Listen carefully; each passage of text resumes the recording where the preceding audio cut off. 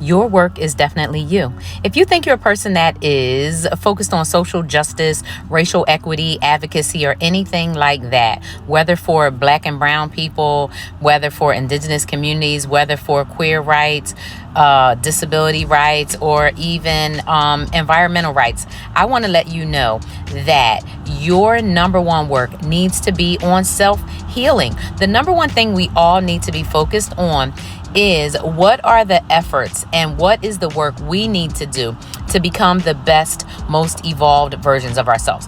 If you are like me, if you were born in America, if you were raised in the 70s and 80s or 60s and even in the 90s, and unfortunately, I'm hearing that parents are still using corporal punishment or beating their kids as a way of discipline.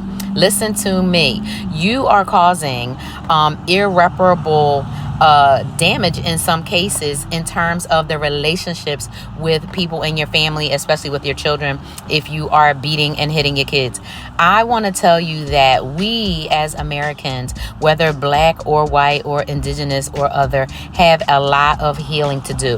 We have a lot of work to do because of the legacy of slavery, because of the legacy of Jim Crow, because of the legacy of genocide. In this country, there is a lot of trauma surrounded and founded in violence.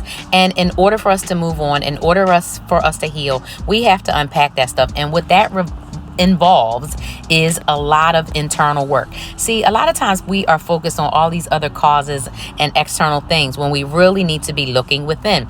People don't like to look within because it's hard, it's difficult, it causes anxiety, and it's going to cause us to move away from things that have been familiar to us. Sometimes that's friends, sometimes that's family, sometimes it's jobs, sometimes it's relationships, sometimes it's patterns of behavior, sometimes it's actions, but it boils down to what you want to do. It boils down to how do you want to be and what type of person do you want to be in this world? Do you want to be a person that is walking around in your most healed and evolutionary state, or do you want to be stuck in old patterns and old bullshit? Well, I'm going to tell you that any change you want to make, anytime you want results, you are going to have to put in that work, and that work foundationally involves empathy. Empathy for yourself in order for you to move past those things that have harmed you.